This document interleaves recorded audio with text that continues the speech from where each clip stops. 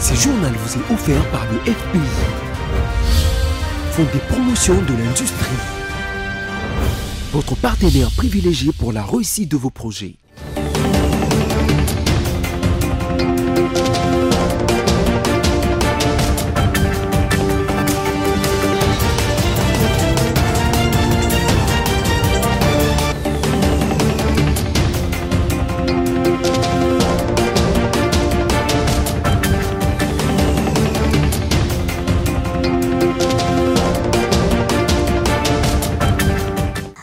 Vous êtes sur BC Télévision et c'est l'heure de vous informer. Bienvenue, voici le sommaire de votre journal.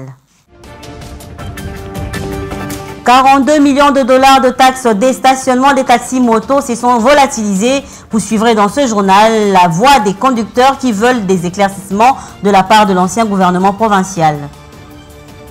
Au Kasaï oriental, l'épidémie de choléra a fait son comeback. Le gouverneur de cette province tire les oreilles de sa population concernant les stricts respects des mesures d'hygiène. Voilà tout pour les sommets. Encore une fois, bonsoir et bienvenue. Si vous nous rejoignez, le vice-premier ministre en charge de l'Intérieur, Sécurité, Décentralisation et Affaires coutumières, Jacquemain Chabani, a été présenté officiellement à la police le jeudi 4 juillet 2024. Dans son allocution, le vice-premier ministre a invité la police à ne tolérer en aucun cas les actes de torture ou des traitements inhumains, quelles que soient les circonstances. Jeanette Fika.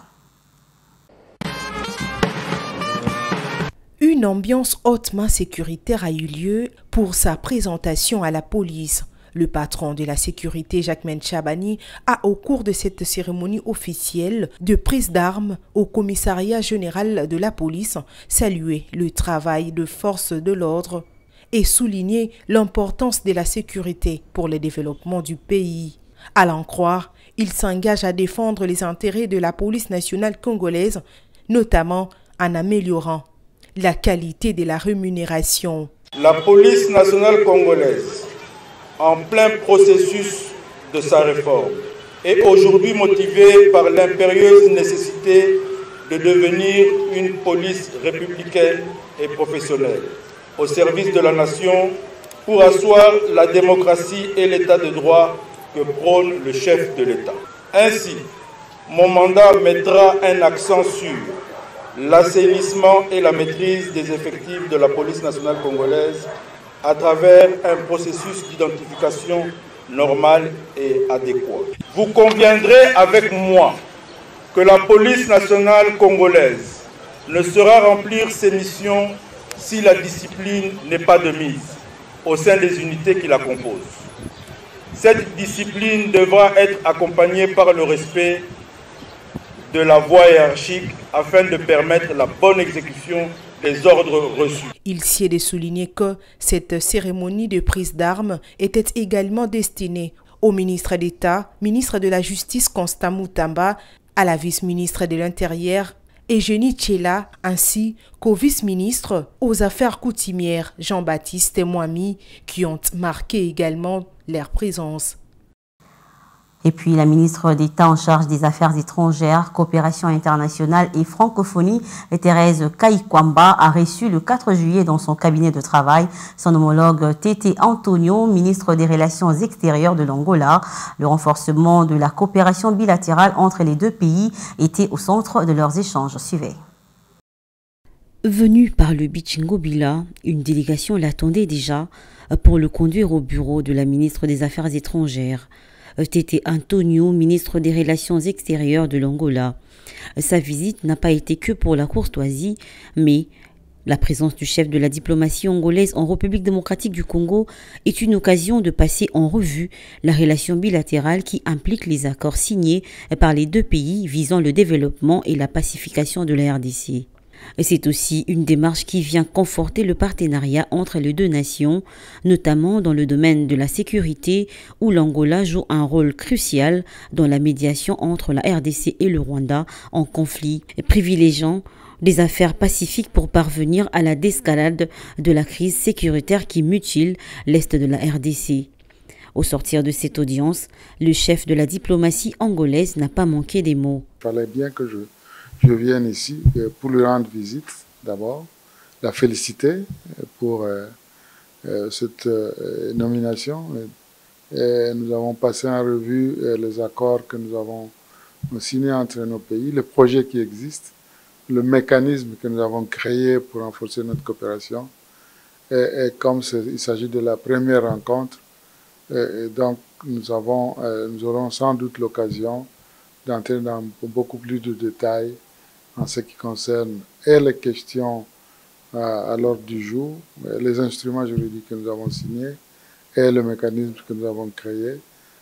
D'autant plus que à ces mécanismes participent beaucoup d'autres secteurs, mais nous avons la responsabilité, ma sœur et moi, de faire en sorte que nous accordions les violons de deux côtés.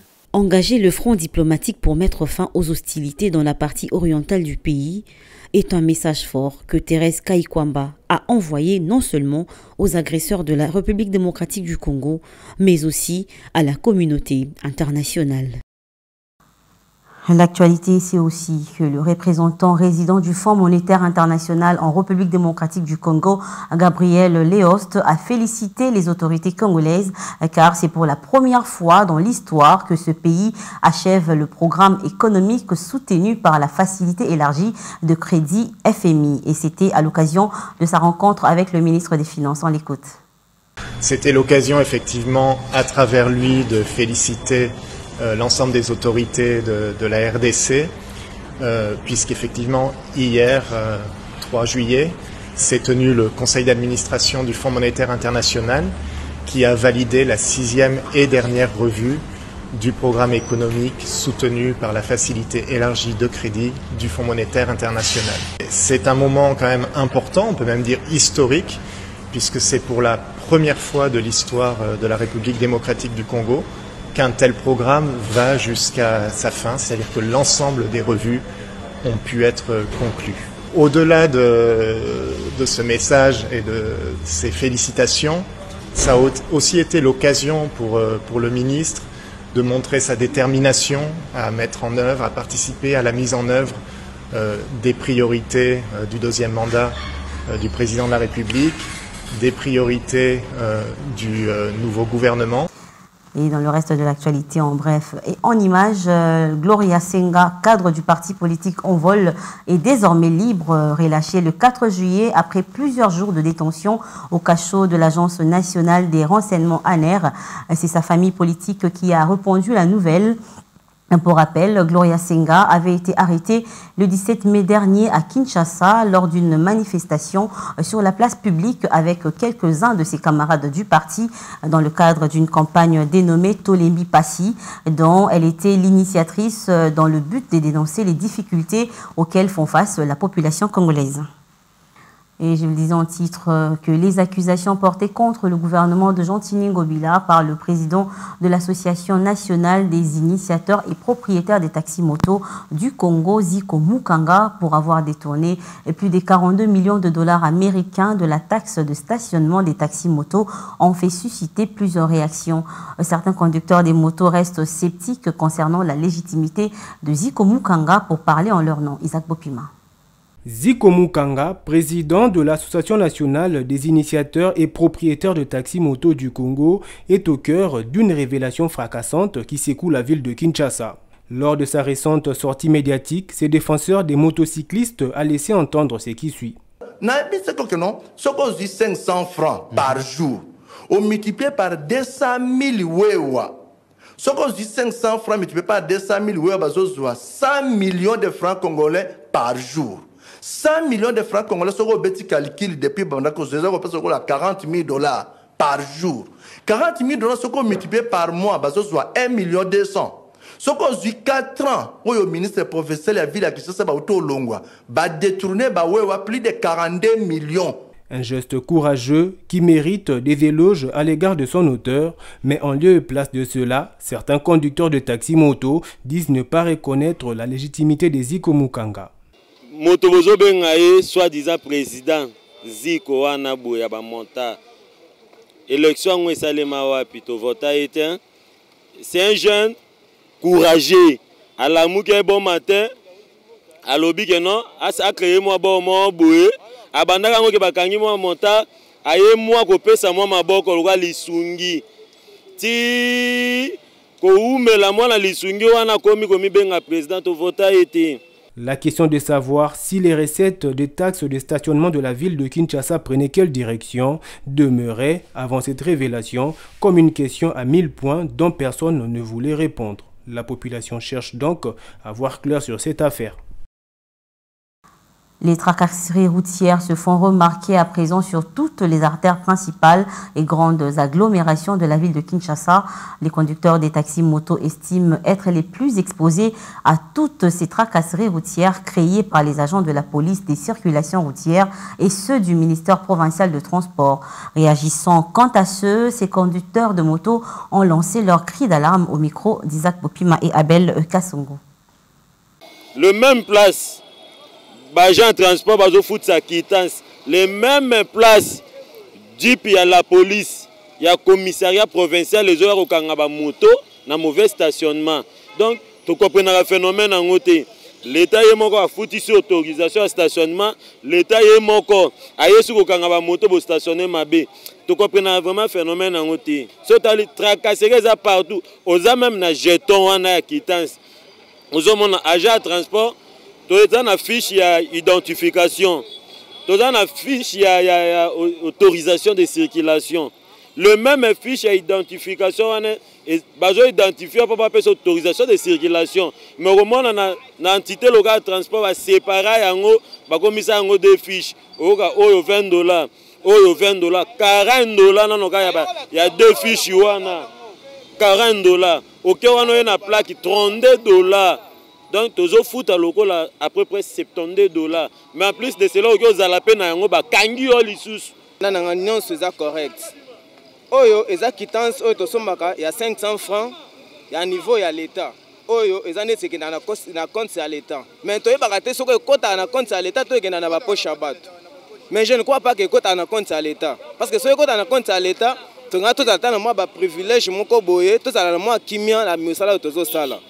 Tozo sungana biso na biso ba congolais tozo sungana attaque peuple congolais emboutage kozala nga soki naza na moto ndeko aye na sungie na commissaire rapidement nesika zokeni alors musala tozo sala ngo toza suna kimiati kokanga pamba tozo yeba te musala mikanda oyo bazotekela biso ezali nini tozo yeba ngote gouvernement sika ministre ya sika ya transport à koti a signé na baisse moroté gouverneur a signé na baisse moroté mais ba agent yango bila ti lelo bazana nzela kena sanef okuta bango kena kitambo magasin okuta bango be fraction na bango bazana montant fixe te auto refuta so zangi quittance 100 000 oza mikanda nyonso zangi casque 200 000 sikoyo est-ce que ba député to vota bongo sa loi mon côté ceux qui bakangi mutu na véhicule nene fraction azwa mbongo ye moko kende na banki ayebi na montant na ye oya kofuta afuti na banki azwi ki facture na ye aye alakisi policier to ba agent de transport batiki moto na ba mbongo eke na ba poche na bango so population to se retrouver te. Et ça aussi, je vous le disais en titre, que le gouverneur de la province du Kasaï oriental, Jean-Paul Mbouembois, vient de déclarer ce vendredi 5 juillet 2024 que sa province est en épidémie de choléra. Le gouverneur demande alors à la population au respect total des mesures d'hygiène, car c'est pour la seconde fois que la province soit frappée par cette épidémie. On l'écoute. Le choléra est une maladie diarrhéique à début brutal, caractérisée par l'émission de ces liquides, profuse et parfois des vomissements évoluant rapidement vers le danger de mort. Notre province a déjà connu des épidémies de choléra. En 2002, 2018, 2022, ayant entraîné plusieurs malades et beaucoup de décès. Cette année, dès la 10e semaine à ce jour, notre province, à travers 11 de ses 19 zones de santé, a enregistré 30 cas de choléra, dont 10 échantillons prélevés et acheminés à l'INRB Kinshasa, laboratoire de santé publique, parmi lesquels 4 sont revenus positifs à l'agent causal de choléra. Ce qui confirme la présence de cette maladie dans la province du Kasaï oriental.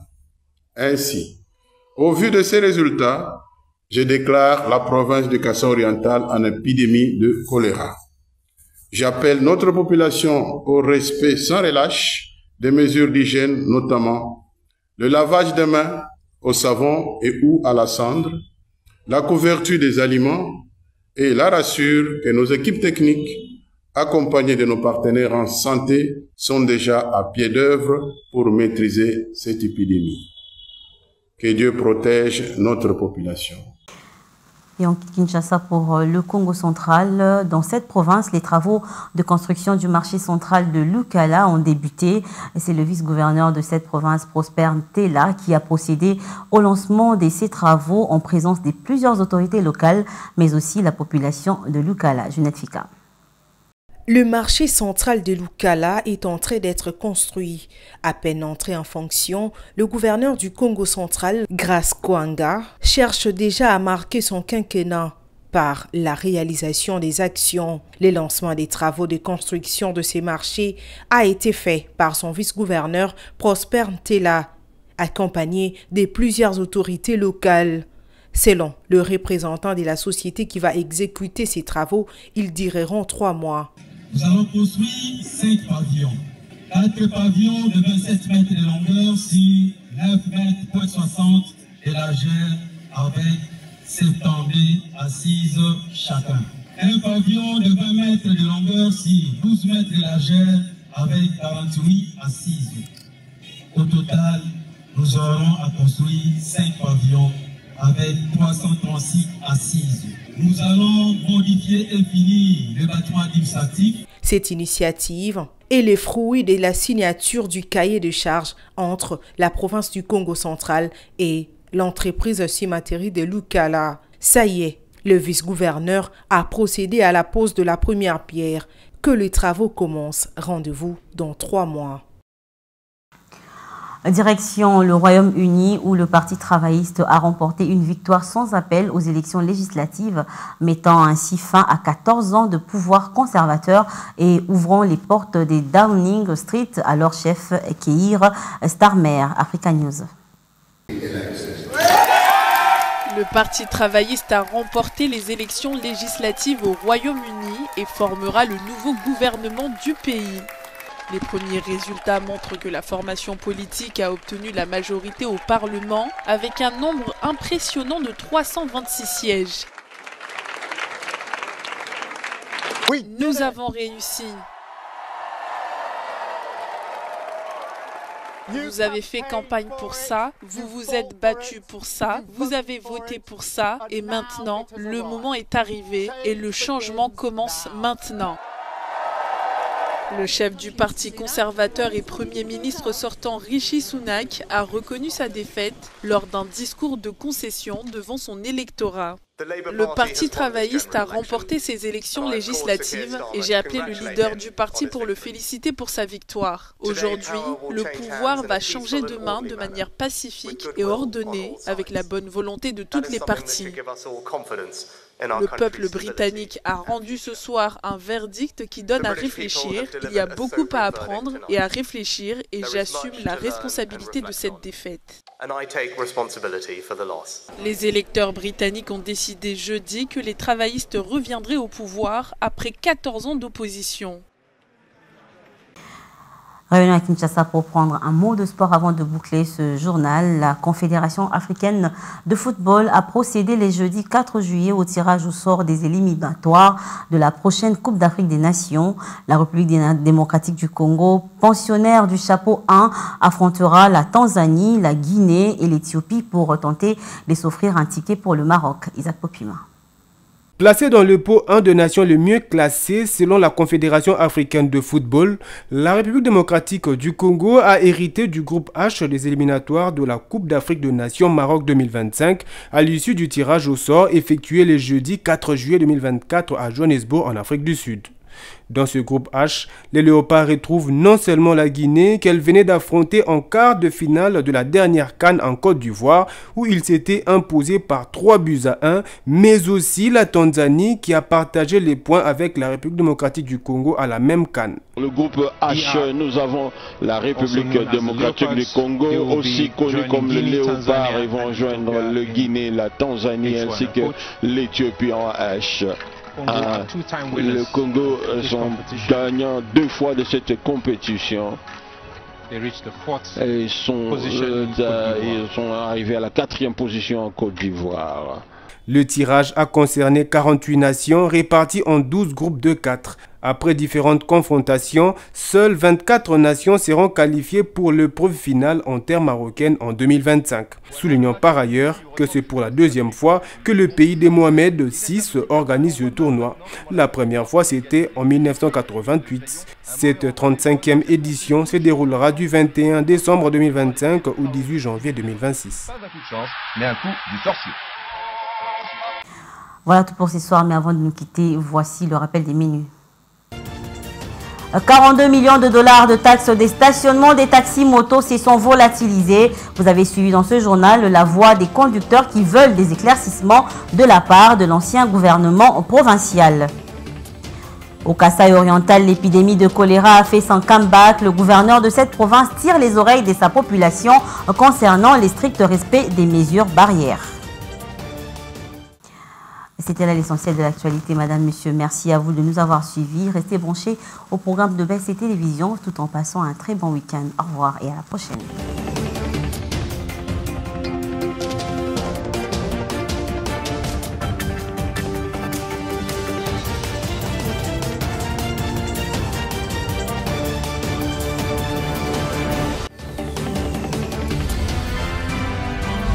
Ce journal vous a été offert par le FPI. Fonds des promotions de l'industrie. Votre partenaire privilégié pour la réussite de vos projets.